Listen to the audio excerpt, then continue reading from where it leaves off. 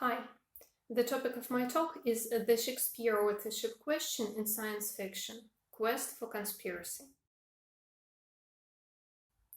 When we talk about presenting history, even in the most sincere documentary attempt to do so, we have to remember that history never comes to us as it was, but in the form of texts or any other medium.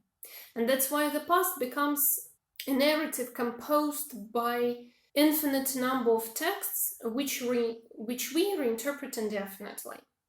The past is only accessible to us through those texts, and that's why the reception of past as well as present is based on eternal return of fragments, each reinterpreted indefinitely. What this leads to is the narrative gaps between the actual facts, which we never know as they were, and their infinite representations. This inevitably creates the urge to fill the narrative gaps with more stories of reviewed, rewritten, and reinterpreted past. As Jameson puts it, we seem forever condemned to seek the historical past through our own images and stereotypes about the past, which itself remains forever out of reach. Having to deal with the past haunting the present, as well as to look into the future, science fiction seems especially prone to rewriting history, proposing alternative versions of well-known facts. A lot of science fiction novels exploit the subject of the Shakespeare authorship question as a subplot. The question of Shakespeare's authorship emerges as a response to the narrative gaps. The interest to his persona arose almost a century after his death, and by that time not much documentary evidence of his life had remained. The ensuing attempts to recreate the story of his life were largely motivated by the desire to complete the missing narrative. But what it was filled with were romantic views on what a great poet should be, and contemporary understanding of copyright, book publishing, and so on. Thus, better suited candidates to be Shakespeare have been proposed ever since. All of these alternative Shakespeare stories have been narrated within conspiracy discourse. What interests me here is that conspiracy discourse itself is an over-excessive attempt to fill the narrative gaps. One of the key features of conspiracy discourse is a misleading narrative designed to manipulate one's perception of reality, thus rewriting unacceptable reality through over-rationalization and biased causality. Conspiracy theories provide coherence and legibility to the distressing chaos of reality, and hence the urge to explain the reality away. In conspiracy discourse, everything is introduced in a plot, there is no such thing as an accident, and everything is tied in together. Such approach implies a deciphering of the world, much like a police investigation. So it's only natural that the introduction of the Shakespeare authorship question into the narrative makes it, at the very least, a mystery story, and such is the novel by Jasper Fforde, The Eyre Affair. The Eyre Affair is an ironic detective story in a science fiction setting. It presents an alternative reality in which England and Imperial Russia have been fighting over Crimea for over a century, eventually reaching a stalemate. What is interesting here for the purposes of my analysis is that the world that Jasper Fforde creates is utterly literature-centric. Starting with a special police force investigating forgeries and thefts, and finishing with one being able to travel from a fictional world of a book into real life, or otherwise from real life into a book.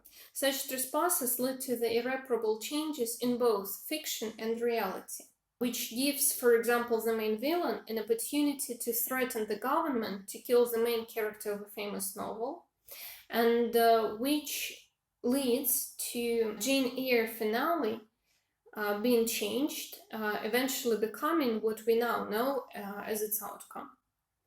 This mutual accessibility of fictional and real worlds basically takes the issue of mimesis off the table. This is the world of excessive storytelling, so much so that there are no narrative gaps to be filled, as there is absolutely no difference between fact and fiction as soon as a new version of either has been introduced. The Shakespeare authorship question here is a background query to entertain and toy with when the plot halts for a moment or two. There are will-speak machines which for a coin will recite a famous monologue from the poet's play. There is an experimental theatre which puts on only Richard III with the loyal audience playing all the parts. There are fighting cults of Baconians and Marlovians, the first going door to door trying to convert Stratfordians, and the second responsible for bombings. The main character, Thursday Next, although not much buying into it, entertains the thought of Oxford being the real author of the plays. In the end, when asked by her time-traveling father what she would like to know, she asks him about Shakespeare. The answer turns out to be rather puzzling. No one, neither Shakespeare nor any of the alternative candidates, wrote the plays. In fact, they were never written. So the time traveler took a copy of the complete works of Shakespeare and gave them to the actor Shakespeare in 1592 so that he would distribute them on a given timetable. A few interesting implications arise from this. First and foremost, as this is the world of the fulfilled, never-ending, but never lacking in anything narrative, it does away with the conspiracy premises altogether. Conspiracy theories are shown here quite ironically, with all those cults fighting for innocent Stratfordian souls. The existence of these conspiracies reflects a rather popular perception of the Shakespeare authorship question, and more broadly, a modern mindset desiring to explain reality and uncover some ultimate truth by uncovering the conspiracy. The ever self-recreating reality refutes the viability of such a view. There are no gaps left behind, and there is nothing to explain. Conspiracy is therefore redundant, and accidents are merely accidents. As the time traveler puts it, given the huge time scale of cosmos, impossible things are commonplace. When you've lived as long as I have, you'll know that absolutely anything is possible. What is more, in this world created by Jasper Fforde, there seems to be the primitive works of fiction of the author. Not only there is no author to Shakespeare's plays, it doesn't seem to be needed for the plays to exist and live on. This is proven by the example of the experimental theatre, in which the author does in quite Batesian sense, with the audience keeping reinventing and reinterpreting the plays over and over. This also marks the standard biographical approach to literature, on which anti-Stratfordian theorists thrive. Whatever the real person was, whatever we think they should have been, in the end it doesn't matter. And will-speak machines brilliantly mock it. They mechanically repeat most famous bits of the plays, allowing no room for reinterpretation and reinvention. Then, there is the premise of the creativity over the once-and-for-all set perception of reality.